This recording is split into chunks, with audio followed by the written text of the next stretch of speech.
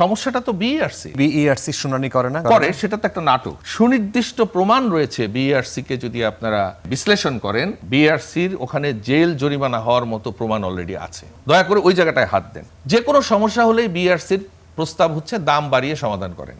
দাম তো কমিয়েও করা যায়। আমি সহ, শামসুল আলম সহ এই সেক্টর নিয়ে যারা কথা বলি, গত 20 বছরের ফুটেজ দেখবেন একই কথাই বলে যাচ্ছি।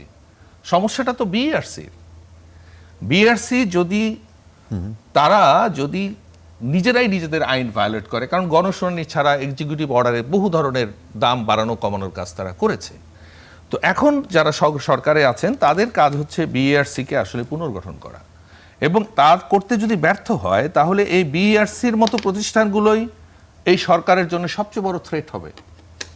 তাদের কারণেই সরকার গণসংযোগ সাধারণ মানুষ থেকে বিচ্ছিন্ন হয়ে যাবে। কারণ বিইআরসি শুনানি করে না, গণশুনানি করে, সেটা তো একটা নাটক। সেই গণশুনানিতে আমিও থাকি এবং সেই গণশুনানিতে আপনারা চেক করবেন, আমি বলেছি বিইআরসি গণশত্রুতে পরিণত হবে, এবং শুধু বিইআরসি না, সরকার সহ সবাইকে সেই জায়গায় নিয়ে যাওয়ার একটা ধাপ যে তৈরি হয়েছে, সেটা আমার মনে হয় সংসদে আপনারা যখন সংসদ উঠবে আপনারাই বলবেন, এটা আমাদের বলতে হবে না। সেটার জন্য আমি শুধু বিইআরসির এটাকে আপনারা নাটক কেন বলেন? তাদের সাজানো লোকজনকে ওই গণশুনানিতে নিয়ে আসে? না সাজানো না, ক্যাবের কোনো কথা শুনে না, আমরা বলি। হ্যাঁ, আমাদের কাজ হচ্ছে তোমরা বলো, আমরা শুনি, আমরা যেটা করার সেটা করব। এই হচ্ছে গণশুনানির কান দিয়ে শুনবে, কিন্তু ব্রেন দিয়ে ব্রেন না, আমি সেটা বলি। এবং সেটা যে শোনে না তার দু একটা উদাহরণ দেই। যেমন ধরুন, আমরা যদি বলি যে এই রাষ্ট্রপতির কাছে চিঠিটা যে দেওয়ার কথা, সেটা তো বিইআরসি দেয়নি, কারণ ওই চিঠিটা দিলে সেই তদন্তটা হতো, প্রমাণিত হতো। সুনির্দিষ্ট প্রমাণ রয়েছে বিইআরসি কে যদি আপনারা বিশ্লেষণ করেন, বিইআরসির ওখানে জেল জরিমানা হওয়ার মতো প্রমাণ অলরেডি আছে, ইতোমধ্যেই আছে। দয়া করে ওই জায়গাটায় হাত দেন। এইবার আসেন, আমার মাননীয় সংসদ সদস্য আছেন বা যারাই আছেন, দর্শক শুনছেন, সব মানুষ শুনছেন, কর্পোরেট ট্যাক্স বলে একটা ব্যাপার আছে। এই কর্পোরেট ট্যাক্সের কিন্তু একটা সংজ্ঞা আছে, অর্থনীতি যারা পড়ে বা বোঝে। সেটা হচ্ছে একটা প্রতিষ্ঠান যখন প্রফিট করবে, লাভ করার পরে সেই লাভের উপরে খরচা বাদ দিয়ে, ওয়েভার এক্সাম্পশন সব বাদ দিয়ে একদম লাভের উপরে একটা ট্যাক্স হবে। কিন্তু আমাদের বিদ্যুৎ বিল বিদ্যুৎ দেওয়ার আগেই আমাদের এই কোম্পানিগুলোর কাছ থেকে কিন্তু একটা পার্সেন্টেজে কর্পোরেট ট্যাক্স নিয়ে নেওয়া হয় ইন অ্যাডভান্স।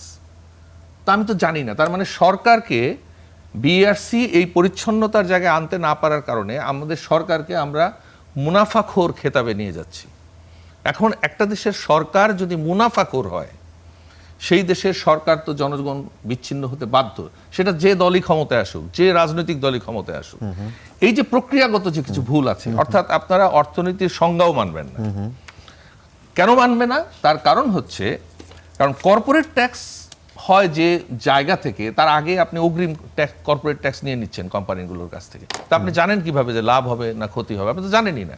তো ট্যাক্স আপনি কিভাবে নেন? এটার উদ্দেশ্য হচ্ছে আসলে বিভিন্ন জায়গায় এই কোম্পানিগুলো বিইআরসি কে মিসগাইড করেছে, অথবা বিইআরসিতে যারা কাজ করছেন তারা তো বলেই দিয়েছেন যে আমরা অর্থনৈতিক ব্যাখ্যাটা বুঝি নাই। বিইআরসির তো জন্মই হয়েছে অর্থনৈতিক ব্যাপারটা বুঝে বিশ্লেষণ করে সরকারকে সুপরামর্শ দেওয়ার জন্য। অর্থনৈতিক বিশ্লেষণ ছাড়া বাজেটের আগে, আর অর্থনীতি মানে তো শুধু টাকা পয়সা না রে ভাই, অর্থনীতি তো একটা খুব একেবারে একটা দেশের সামগ্রিক বিষয় নিয়ে চিন্তা করার বিষয়। সেই বিশ্লেষণ তারা যে করেনি সেটা তো তারা স্বীকার করছে। আচ্ছা, এখন শুধু স্বীকারের বিষয় হচ্ছে যে সেখানে যে দুর্নীতির জায়গাগুলো আছে, যে কোনো সমস্যা হলেই বিইআরসির প্রস্তাব হচ্ছে দাম বাড়িয়ে সমাধান করেন। দাম তো কমিয়েও করা যায়। আমরা তো ভোক্তাদের পক্ষ থেকে প্রস্তাব দিয়েছি যে আরেকটা গণশুনানি করেন। দেখেন, এখন বিইআরসির আইনে ভোক্তাদের নিয়ে গণশুনানি করার কোনো নিয়ম নাই, কিন্তু ভোক্তারা তো দাবি করে যাচ্ছে বছরের পর বছর ধরে যে আপনারা গণশুনানি করেন। গণশুনানি তাহলে কাদেরকে দিয়ে করে? গণশুনানি হচ্ছে তারা বলবে, তারা প্রস্তাব দেবে, যারা কোম্পানিগুলো বিদ্যুৎ যারা দেয়, আমরা শুধুমাত্র জেরা করতে পারবো যে এটা এরকম না সেরকম। কিন্তু আমরা তো তৈরি হয়ে আছি যে বিদ্যুতের দাম কমানো যাবে, সেই ফর্মুলা আমরা উপস্থাপন করি, আপনারা আমাদেরকে জেরা করেন যে বিদ্যুতের দাম কমানো। গণশুনানির সংজ্ঞায় আসলে কি শুধু কোম্পানির সাথে বিইআরসি, না কেন সাধারণ মানুষও থাকে? সাধারণ মানুষ যে শুধু বলতে যাবে, কিন্তু সেই কথা সাধারণ মানুষ থাকে। হ্যাঁ, না, কিন্তু সেই কথা তো রিফ্লেকশন নাই। সেইটা অন্য জিনিস, কিন্তু সাধারণ মানুষ থাকে। সাধারণ মানুষ থাকে, সেইটাই তো নাটক। আচ্ছা। অর্থাৎ রিফ্লেকশন যখন না কারণ থাকে, আমি বেশ কয়েকটা শুনানিতে গেছিলাম, তো সাধারণ মানুষ থাকে। হ্যাঁ, কিন্তু আমাদের যে প্রস্তাবটা মাননীয় সংসদ সদস্যের মাধ্যমে আমরা বলতে চাই যে আপনারা বিআরসির আইন যদি পরিবর্তন করে সুবিধা হয়, অর্থাৎ সত্যিকার অর্থে যদি দেশের মানুষের চাহিদা রিফ্লেকশন করতে হয়, ভোক্তারা যদি প্রমাণ করতে পারে যে দাম এইভাবে কমানো যায়, সেই সুযোগটা আপনারা করে দেন। কারণ একটা জিনিস আমি আবার শেষ করছি যেটা দিয়ে, আচ্ছা। দুইটা ভাই যদি সংসারে থাকে, একটা ভাই যদি টাকা পয়সা মেরে দিয়ে কেনার খরচ বাড়ায় নেয়, সেই ভাইকে বাবা মাও বাজারে পাঠায় না। আচ্ছা, তো বিআরসি এখন যে ফর্মুলায় জি, চলছে জি। সেখানে তো খরচ বাড়ানো আচ্ছা। এবং সেইভাবেই চলার। আচ্ছা